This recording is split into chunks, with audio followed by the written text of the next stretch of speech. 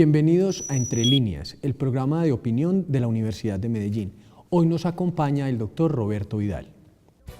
Roberto Vidal López, abogado de la Universidad Javeriana, doctor en Derecho, profesor asociado, director del Departamento de Filosofía e Historia del Derecho y líder del Grupo de Investigación en Teoría Política y Teoría Jurídica General de la Facultad de Ciencias Jurídicas de la Pontificia Universidad Javeriana.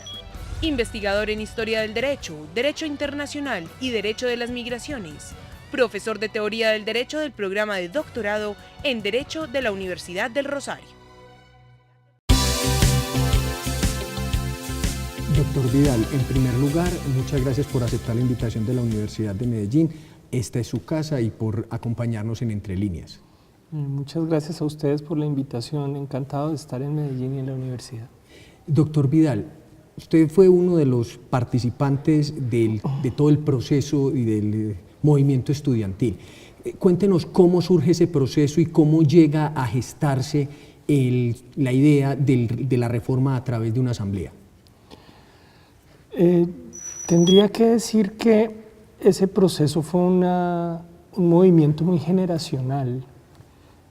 De hecho, quisiera advertir que yo estuve rodeado de muchos de los líderes estudiantiles que hicieron parte del movimiento, que eran mis compañeros de curso.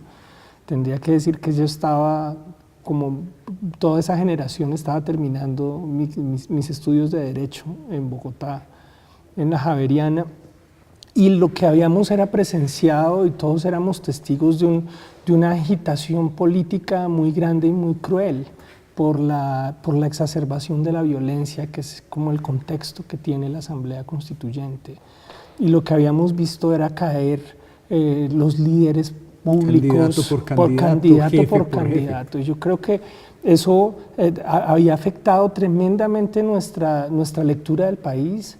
En términos generacionales nos había puesto en una sensación de urgencia, de gravedad y de una noción muy clara de que estábamos en una coyuntura muy difícil y que a esa coyuntura había que responder. Tal vez los movimientos estudiantiles, porque ahora no eran uno sino varios, creo que muchos de ellos le debieron a las permanentes marchas que se hacían en muchas ciudades, aquí en Bogotá, alrededor de los muertos, y eso nos movilizó bastante respecto de la noción de la importancia de la política y de participar en ella. Ahora, creo que mi posición personal sería un buen ejemplo de eso. Yo en ese momento era estudiante de Historia y de Derecho, y cuando empezó la propuesta de moverse hacia una Asamblea Nacional Constituyente, como estudiante de Derecho, con todos mis compañeros, lo vi con mucha emoción y mucho interés. Pero como estudiante de Historia lo vi con mucho escepticismo. Por todos los procesos históricos y todas las discusiones. Claro. Recuerdo que el argumento que yo utilizaba en la época y que lo tomé muy en serio era: si la reforma del 36 no se ha podido aplicar todavía, si estamos esperando... La idea del Estado Social de Derecho que aparecía ahí y todavía no lo aplican, ¿para qué otra reforma? Que la respuesta no va a venir de una nueva reforma constitucional, porque eso puede ser una entelequia. Y eso que yo estaba pensando lo pensó mucha gente. Fue la respuesta que dieron en mi facultad mis profesores en la derecha, y dieron los profesores de la Universidad Nacional en la izquierda. O sea, decían que era un elemento más de distracción. Era una distracción. Para mucha gente esto era una cuestión que no valía la pena, y creo que ahí nos equivocábamos todos en la valoración del asunto. Y eso también explica que mi participación fue muy paradójica, porque mientras todos mis compañeros fueron protagonistas y líderes importantísimos de la séptima papeleta, yo estaba allí subido como generación, con mucho escepticismo, mirando la cosa un poco desde la barrera. Pero lo quiero poner de presente era porque no había que ser un líder estudiantil para terminar involucrado en la constituyente. Fue un movimiento coyuntural generacional que involucró a todas las personas que estábamos en ese escenario. En ese movimiento, en ese momento, que más muchos han coincidido en afirmar que la constituyente o la idea de la reforma a través de una constituyente fue una excusa para que esa generación que se veía alejada o separada de la actividad política, porque hasta ese momento todavía se estaban viviendo los últimos coletazos del Frente Nacional y el sistema era muy cerrado. ¿realmente esas propuestas o aparte de la idea de un cambio, de una necesidad de alterar el sistema político, surgían algunas ideas concretas o la participación era más como una reivindicación, como una idea de reclamar vigencia y voz en la actividad política? Pues creo que pones el elemento de la crisis y el final del Frente Nacional, que no es liviano, porque el Frente Nacional produce, y es una cosa que hoy estudiamos mucho, produce los dos fenómenos. Tal vez explicar una generación como la de mis padres, que es una generación que se había criado dentro de estas filiaciones partidistas centrales, dentro de las cuales ellos habían entrado a ser burócratas, y era gente que tenía interiorizado, que tenían la casilla de la hoja de vida cuál es su partido. Y tenían el carnet del partido, la militancia y todos esos eventos. Y con unas militancias muy tranquilas, pero digamos ellos habían interiorizado ese sistema. Yo creo que en los 80s mi generación ya no entendía muy bien eso.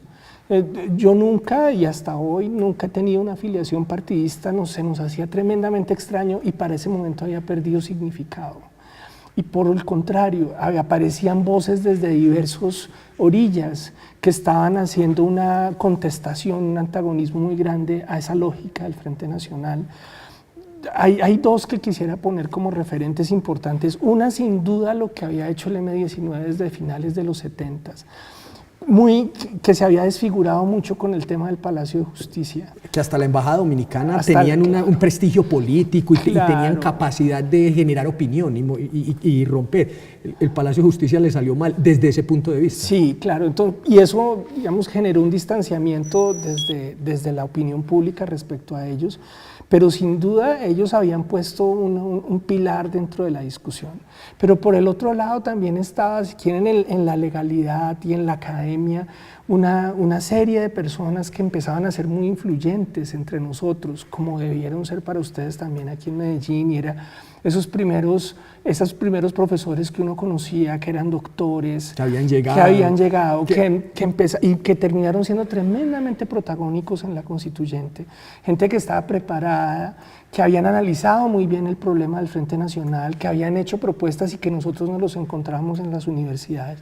El contacto para nosotros directo fue Fernando Carrillo, y eran profesores muy excitantes para uno, ¿no? Que empezaban a decir cosas muy distintas, en tonos muy diferentes, y que generaban un liderazgo y una posibilidad de organización en torno a ellos. Creo que Manuel José Cepeda también hacía eso respecto a la gente que estaba en los Andes, y Uprimi en otros escenarios. Y uno puede poner nombres, y sin duda creo que aquí también en Medellín esas personas vinieron e hicieron una transformación. Entonces era una comunicación de generaciones que empezaban a desafiar ya lo que uno había oído en su casa. Doctor Vidal, vamos a ir a un corte, pero le voy a anunciar el tema para que discutamos, o al menos usted nos cuente toda su experiencia.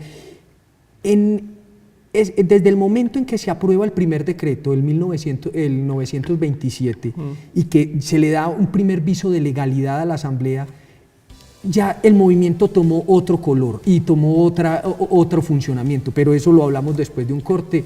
Vamos en este momento a unos breves mensajes institucionales y ya regresamos a su programa Entre Líneas, el programa de opinión de la Universidad de Medellín.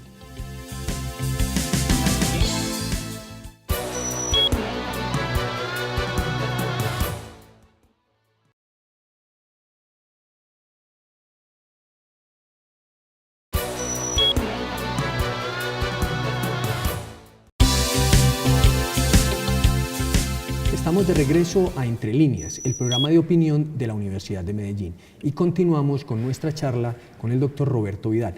Doctor Vidal, antes del corte, que me atreví pues a cortarlo, le había enunciado un punto, y era después de este primer decreto, que consideró que ya había una viabilidad para esa consulta, ¿cómo cambió el movimiento y cómo funcionó la participación en ese momento? La posibilidad de que verdaderamente se convocara en términos jurídicos la asamblea obligó a varios movimientos dentro de los grupos de participación. Por un lado, cohesionarse en torno a una estrategia, que era poder intervenir directamente en el diálogo judicial o en el debate judicial que iba a venir, sabiendo que había una presión muy grande. Y por el otro lado, una vinculación muy fuerte entre el movimiento estudiantil y el gobierno, ¿sí? Que generó durante todo el tiempo de la convocatoria posterior de la Asamblea y el desarrollo de la Asamblea unos vínculos fuertes. Esos vínculos implicaban un acercamiento político en torno a los proyectos que traía el gobierno. Y esa cuestión que funcionaba al mismo tiempo como una opinión pública, leyendo un proceso como bastante emotivo y que provenía del público estudiantil, pero al mismo tiempo un activismo político muy fuerte que vinculaba a los partidos en el poder con la renovación del sistema político. Y esos terceros con el partidos, apoyo, esos que llegaban del fin del Frente Nacional y llegaban como nuevas fuerzas, también interactuaban en ese momento. Exacto, y esa mezcla de cuestiones era bien particular, porque por un lado había el grupo en el gobierno era un grupo que estaba haciendo eco muy fuerte de ciertas transformaciones internacionales, particularmente, si quieren, en la derecha, que era la línea que venía... La línea de Chicago y todo, sí, neoliberalismo, esta todo, línea neoliberal, Friedman. esta línea neoliberal que es fuertísima y que termina imponiéndose y que van a leer la reforma como esa oportunidad. Mientras que está la otra línea de izquierda que lee la constituyente como una oportunidad también para hacer reformas sociales. Pero es una izquierda moderada, porque la izquierda ortodoxa no aceptaba los cambios y estaba discutiendo todavía la necesidad de la perestroika y de la glasnost y todas esas cosas. Sí. Era la izquierda moderada, digamos más el eurocomunismo, como esa versión, esa idea de los cambios en la institucionalidad, no el cambio revolucionario y violento. Aquí tendría que hablar en retrospectiva, porque eran cuestiones que yo en esa época no tenía muy clara y que es más he leído con el tiempo, y eran las discusiones que estaban ocurriendo en la izquierda local, en las que un personaje como Bernardo Jaramillo era sumamente importante. Y era el gran renovador, era el que Claro, fue el malogrado candidato de la Unión Patriótica. Exacto, era la gente que estaba leyendo la caída del muro de Berlín. Yo lo veía, me acuerdo que tal vez tuve un eco de eso porque tenía un compañero en historia que era hijo de uno de estos tradicionales líderes del comunismo. De la ortodoxia. Sí, pero y en la caída del muro de Berlín había dividido su familia, entonces ya no se hablaba del papá con los hijos porque unos estaban en lo que venía y el otro en lo que había quedado. Pero eso, digamos, es un momento de coyuntura, y lo que quisiera proponer es que esas dos expectativas van a materializarse en la Constitución, y eso es sumamente interesante. O sea, una lectura de esa coyuntura desde la derecha y una lectura desde la izquierda, que ven la oportunidad de hacer una transformación en la constituyente. Esas dos cosas confluyen, y el movimiento estudiantil se explica allí. Y en ese sentido son movimientos estudiantiles ideológicamente comprometidos con la participación, pero que estaban muy oscilantes entre la derecha y la izquierda. La verdad es que estaban de acuerdo todos en que debían participar. ¿Para qué participar y qué cambiar? Era lo que se discutía. Claro. Una posición planteaba el movimiento originado en Javeriana, Rosario, claro, los Andes, y de otro lado que llegó, el movimiento como que no surgió muy fuerte en la nacional, pero al final llegó en su momento y planteó otro modelo y otra discusión, amparado pues ya en la participación del M19, del EPL que se había desmovilizado, tenían otra visión. Entonces, sí es cierto que aquí se confirma lo que usted nos había afirmado en el otro bloque, no existía un movimiento, era el movimiento como discusión de estudiantes, pero no había una solidez ni una rigor ideológico, habían muchas discusiones internas. ¿Cómo era esa discusión y cómo se llevaban a cabo en ese proceso en ese momento? Había muchas, yo diría más bien es que era un movimiento muy sólido en términos democráticos, en el sentido en que eran varios movimientos que reflejaban varias expectativas políticas y lecturas, y que mostraban también cuál era la situación de los jóvenes en la época. Recuerdo que, claro, los que finalmente se organizaron desde la izquierda tenían un patrimonio organizativo, claro, que había que el trabajo esta gente de la tenía lucha, las JUCO y las organismos de izquierda que habían desarrollado militancias permanentes dentro del público universitario, cosa que no estaba tan clara dentro del centro, porque justamente nosotros no teníamos desarrollado militancias o disciplinas de partido con los partidos tradicionales, que era lo que estaba Lo en más juego. cercano era el nuevo liberalismo y se había fusionado con el Partido Liberal precisamente en eso. Exacto, y la herencia del nuevo liberalismo ahí era grande, pero no había ese tipo de organización. Entonces, a lo que se entra es a tratar de construir esa organización. Yo eso lo vi un poco de lejos.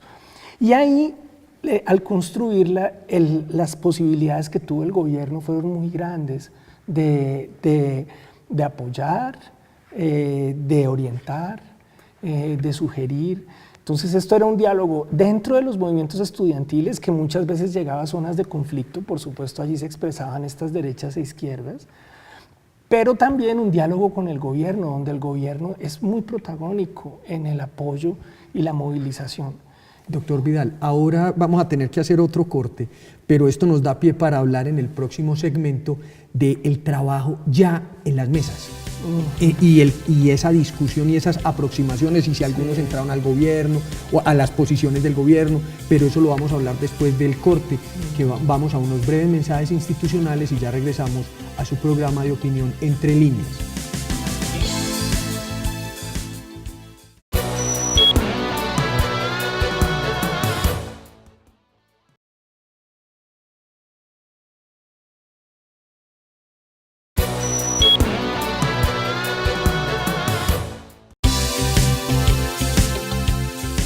Estamos de regreso en Entre Líneas, el programa de opinión de la Universidad de Medellín. Continuamos nuestra discusión con el doctor Roberto Vidal.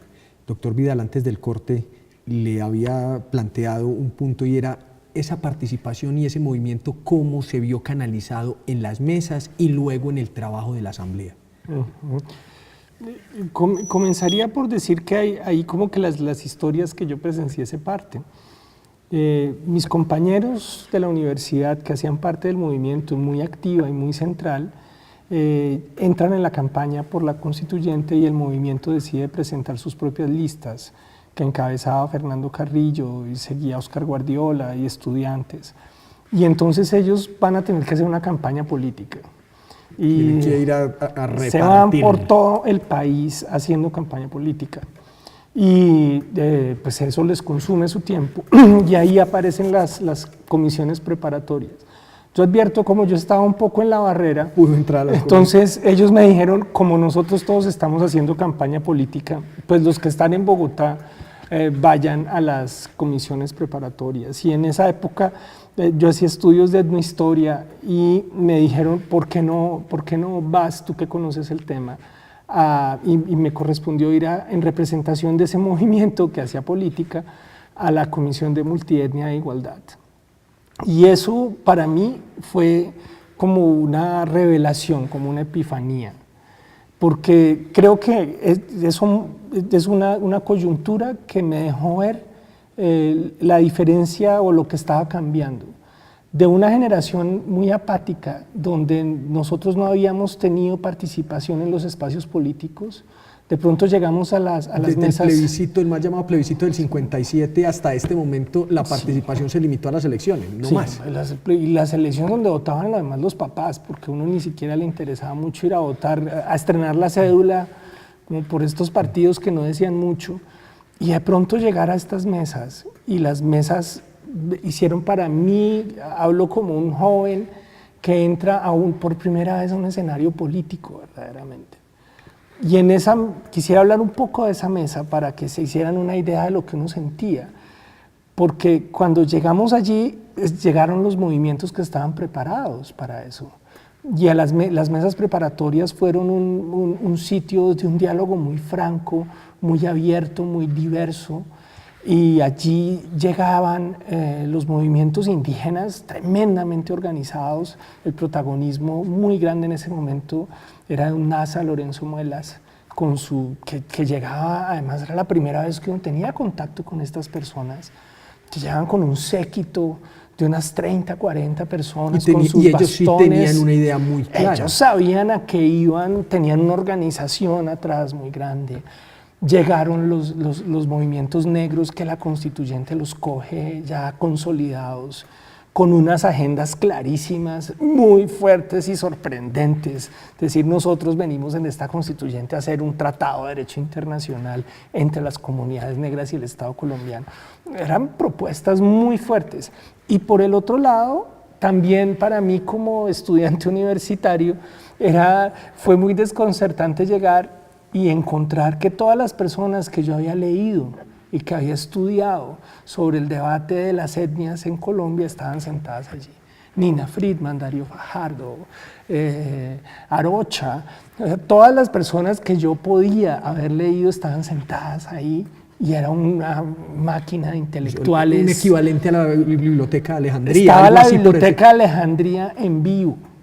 Por supuesto, lo que yo como estudiante podía decir, la verdad me dijeron ellos adorables, me dijeron, no, ayúdanos con las actas y empezar a mirar esto adentro, pero esta era gente que estaba tremendamente preparada para eso y creo que eso se podía predicar de las comisiones preparatorias, pero después se predicó de la constituyente. No solo de los constituyentes, sino de sus asesores y la gente que estaba ahí. Había una generación muy preparada para discutir eso. Esa discusión en la asamblea, aquí nos contaba el doctor Gómez Martínez que él estaba en la misma comisión con Lorenzo Muelas, entonces que esa fue, sí. Él decía, yo quiero mucho a Lorenzo Muelas y nos llevamos muy bien y discutíamos por todo y para todo, pero ese es un ejercicio muy importante porque reflejó la distinción de las opiniones, pero en un ambiente muy respetuoso, sí. Que ese es digamos que el gran legado que deja la asamblea es que había representantes de todo, pero cada uno planteaba sus ideas y al menos oía al otro. Claro. Si lo escuchaba era otro problema, pero de ahí a que lo oyera es un punto muy importante. Ese reflejo lo ve usted ahora de ese cambio de conciencia en Colombia, de esa modificación, ¿eso lo ve ahora claramente o ese fragor se perdió con el tiempo? Pues es que no es un fragor, digamos, si quieren, como esencial, que se esté gastando desde esa época, sino yo lo que creo que estábamos presenciando era lo político. Estábamos presenciando lo político saliendo allí. Y lo político está todo el tiempo en la sociedad. Y creo que esas comisiones, como la asamblea, lo que permitieron fue la emergencia de lo político y de los grupos y de las tensiones tan gruesas. Yo como participante, pero también observador, vuelvo sobre el tema de esta comisión preparatoria que era muy particular. Como estudiante de Derecho, veía las propuestas que sacaban los grupos y yo mismo me asustaba. Quiero reiterar ese punto, porque eran propuestas muy agudas y muy fuertes. Los indígenas, los negros. Llegaban prácticamente a la desaparición del Cauca como departamento y convertirlo en una gran entidad territorial indígena. Pero no, usted está corto. Los negros llegaron a decir esto. Dijeron desde el Urabá hasta Esmeraldas en el Ecuador es una nación negra que viene a hacer un tratado internacional con el Estado colombiano. Y nosotros reclamamos una autonomía transnacional. O sea, eran grupos que tenían unas propuestas muy sólidas. O también fraccionamientos entre ellos. Era gente que yo no había visto nunca. Es que creo que no había, estoy hablando casi como el país no los había visto. Claro, eso era lo que no aparecía nunca entre los partidos. ¿Dónde están los negros de los partidos? ¿Dónde están los indígenas de los partidos? Y decían, la representación es el Chocó y se acabó. Y unos señores muy particulares en esa representación. Aquí está hablando la sociedad civil de otra manera, no mediada, sacando toda su batería. Y eso era muy impresionante. Creo que decía mucho de la participación, pero me preguntaba si eso se ha perdido. Creo que para nada se ha perdido. Cambio fue el escenario. El escenario ha cambiado mucho y en sentidos muy paradójicos. O sea, entre el 91 y aquí tenemos una de las violencias más agudas del mundo. Toda esa gente fue terriblemente castigada por la violencia. Los negros primero, los indígenas después, son los más castigados por nuestra violencia, los que tienen mayor cantidad de muertos y desplazados. Y con eso han mantenido unos niveles de participación y debate político gigantesco. Creo que nadie los ha podido parar. Doctor Vidal, lastimosamente el tiempo se nos acabó, pero aquí lo vamos a comprometer para que vuelva y sigamos conversando aquí en su casa, en su programa Entre Líneas, en la Universidad de Medellín. Muchas gracias por acompañarnos. A ustedes muchas gracias. Y los esperamos en una próxima oportunidad en Entre Líneas, el programa de opinión de la Universidad de Medellín.